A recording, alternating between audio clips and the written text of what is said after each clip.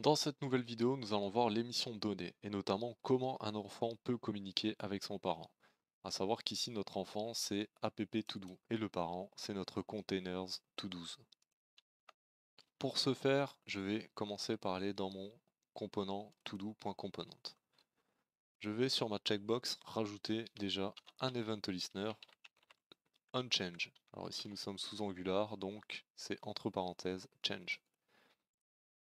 Chaque fois qu'il y a un changement sur cette to-do, j'aimerais bien émettre un événement à mon composant parent pour qu'il puisse mettre à jour sa liste. Pour ce faire, je vais aller dans la classe to-do et je vais rajouter un output qui se fait via le décorateur @output. Je vais le nommer ça to-do change qui sera de type event emitter en paramètre void et on va l'instancier directement pour pouvoir l'utiliser dans le template.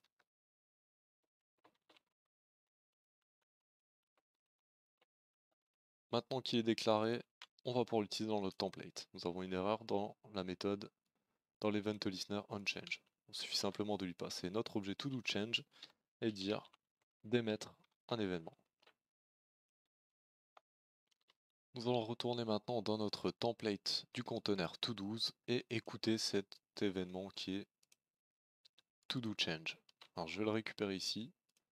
Je vais venir sur mon sélecteur dans le toDos containers. Je vais simplement écouter cet événement et déclencher la méthode update todo lorsque cet événement est déclenché. Alors cette méthode n'existe pas. Nous allons dans la classe de notre containers et on peut la déclarer. Public update todo de type void.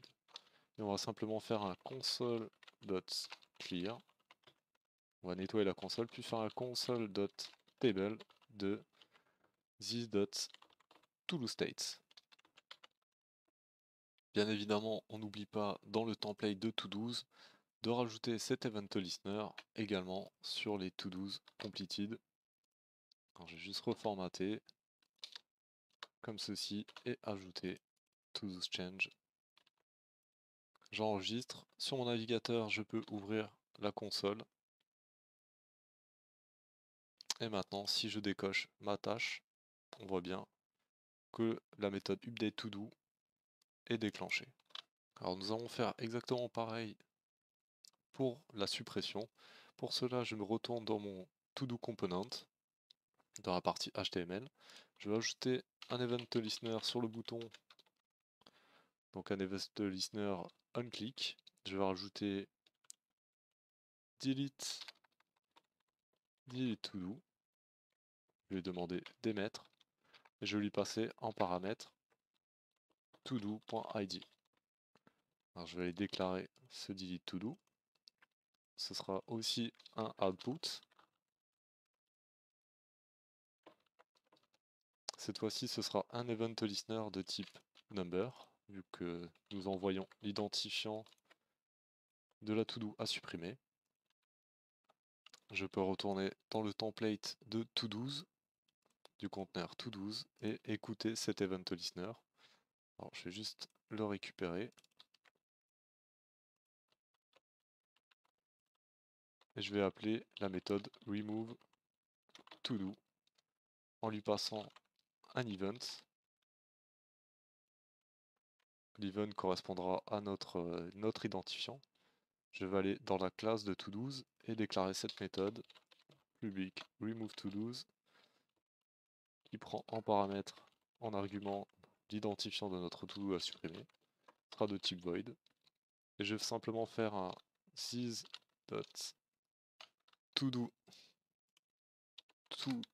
states equal this.todoStates.filter.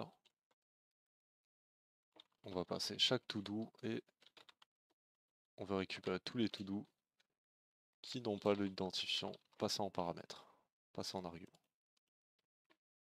On va pouvoir également faire un petit console log de notre state. Et si maintenant je viens à supprimer cette task, eh bien rien ne se passe car il ne faut pas oublier d'ajouter l'event listener aussi sur notre toDos completed. Et si cette fois-ci je supprime cette tâche, on voit bien qu'elle disparaît. Alors si j'actualise, que je décoche cette tâche et que je la supprime, elle est bien supprimée. Maintenant, ce qui sera intéressant de voir, c'est l'ajout de to-do. Pour l'instant, si on ajoute une tâche, rien ne se passe.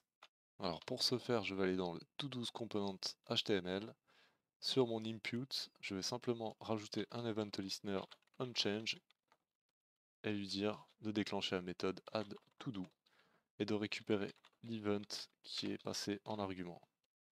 Alors je vais aller déclarer cette méthode add_to_do. Pour ce faire, je vais la mettre juste au-dessus de public update_to_do. Elle sera aussi de type void. Elle prendra bien en argument un event.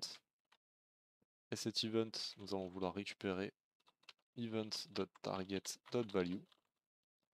Alors je vais juste le copier, hop, comme ceci. Je vais faire this.toDoStates.push. Et je vais lui passer un nouvel objet. Donc l'identifiant sera simplement l'index dans notre tableau. Dans notre tableau, ce sera this.toDoStates.length. Notre title sera la valeur du champ saisi. Et on va simplement passer isCompleted à false.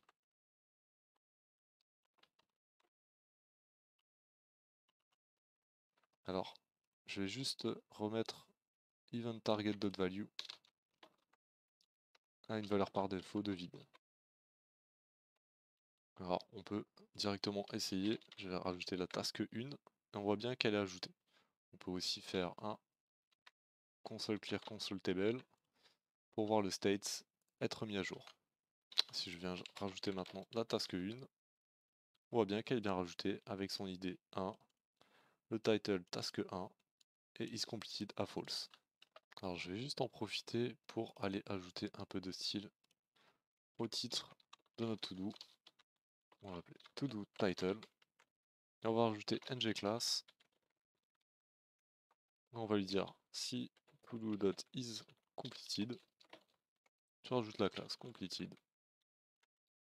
Sinon rien. Et là je vais ajouter une tâche. On voit que le style a un peu changé, mais surtout, si elle est complétée, elle est barrée. Alors j'ai rajouté également la classe fullWhite à mathFormField pour avoir l'input qui prend toute la taille de notre application. Ce qu'il nous reste à faire maintenant, c'est conserver l'état de notre to-do list lorsqu'il y a un rafraîchissement. Si actuellement je rajoute des tâches et que j'actualise, on peut voir que toutes celles-ci disparaissent. Et ça, nous le verrons dans la prochaine vidéo. Sur ce, je vous dis à bientôt.